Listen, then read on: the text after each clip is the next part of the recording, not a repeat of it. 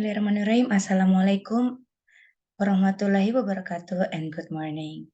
Today, I'll present a paper in a title written corrective feedback by an English teacher, student faces. Well, for the introduction.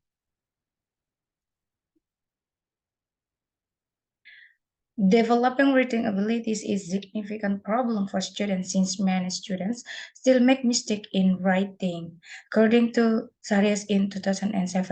Therefore, teachers are counseled to offer written corrective feedback for students' mistakes as a means for resolving these issues. To address writing errors made by students, two forms of written corrective feedback are mostly used. There is focused corrective feedback and unfocused corrective feedback. While all problems relating to grammar, punctuation, and spelling are fixed in unfocused feedback. However, focused feedback only corrects one or two types of errors, such as past tense.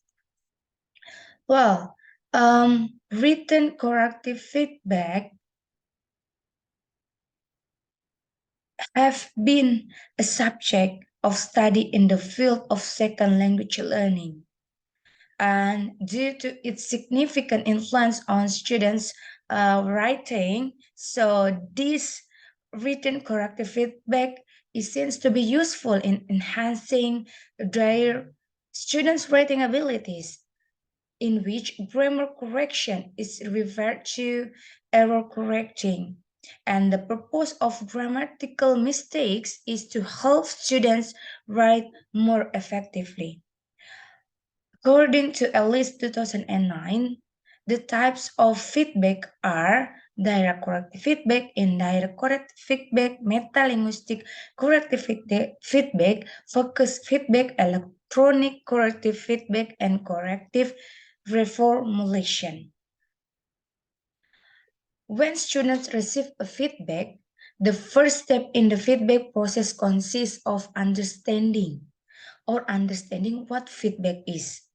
Even before receiving or continuing feedback, according to Echolm et al. 2015, is one of the most effective assessment that the teachers can use to encourage positive perception from students. Therefore, perception of the students is needed to know when the teacher apply or implemented this written corrective feedback in their teaching, especially in teaching writing. So to know the students' voices or the students' perception in terms of their cognitive perception is crucial or is needed to be known or to be researched. Knowing students' thoughts and feelings towards input can be another reason. What they think and feel about the feedback can help teachers to adjust and improve feedback according to their students and the purpose of writing in teaching and learning. And there are three kinds of perception according to Walgito. The first one, cognitive, affective, and cognitive. In this study, we only focus on cognitive perception. So what is direct corrective feedback? Direct corrective feedback is a technique of correcting students' errors by providing specific comments directly. In providing correction to students' performance is to provide comments after students do their work in class. According to Ellis and Sintani, 2013, direct corrective feedback is a form of correction given by the teacher to inform students that an error has occurred. Or sometimes it can be used as a means of the teacher detailing the problem or providing a solution. According to Bisner et al. 2005 and Ferris 2030, they said that correction described in writing using direct corrective feedback focused are usually given by teacher, and after seeing grammatical errors, by giving the correct answer or expected response above, or linguistic or grammatical or spelling errors. So this direct corrective feedback can be defined as correct condition, the form of linguistic structure made by the teacher to the students above the linguistic errors on their linguistic errors. So this study is under qualitative research.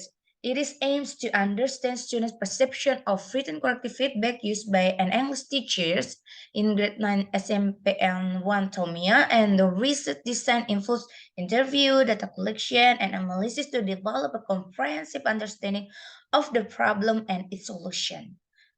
According to Creswell 2008, defines qualitative research method as strategy or effort to identify and comprehend a symptom or issue.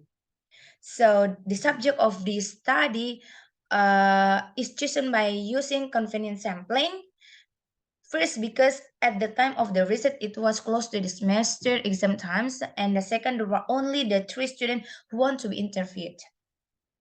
And then the finding of this study, respondent one can be categorized as the major positive cognitive perception because uh, she or he has understanding of correction. The data revealed that based on the first respondent's draft, it was found that the draft contained several errors made by the students, such as not using to be and verb incorrectly or spelling incorrectly.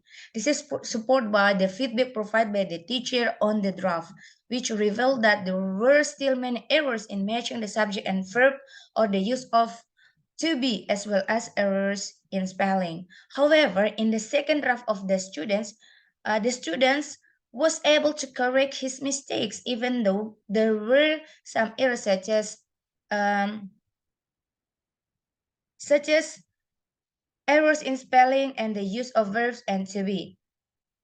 And for the second respondent, categorized as moderate positive cognitive perception, and it includes students' involvement to understand grammatically or wording.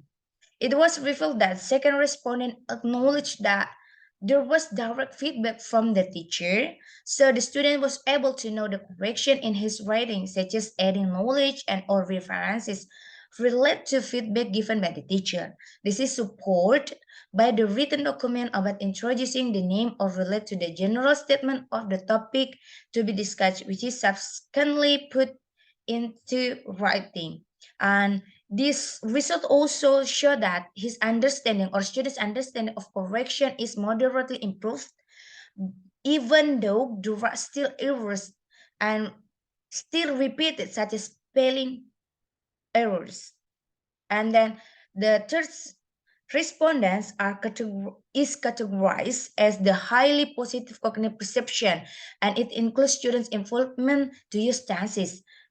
Based on the first draft, it was found that the draft required a connecting clause or the use of verbs to connect the previous sentences. Um, this is also supported by the feedback provided by the teacher. So in the second draft, the student could revise his draft by adding a connecting clause or using a verb. So the direct corrective feedback was given by the teacher, help the students to understand and to know well how to make it better the writing. And then it is proved by the students draft or second draft. So the respondent three or the third respondent can be categorized as the highly positive cognitive perception. And this is this was also supported in the interview. He said that um, direct written corrective feedback provided by the teacher could be very useful because this feedback improve his vocabulary and how well so see or I mean he can see how well the language was being used, and he admit that he didn't know the use of to be or matching between subject and not to be, but when revision he can use uh, his knowledge, and he can understand how to use subject verb agreement.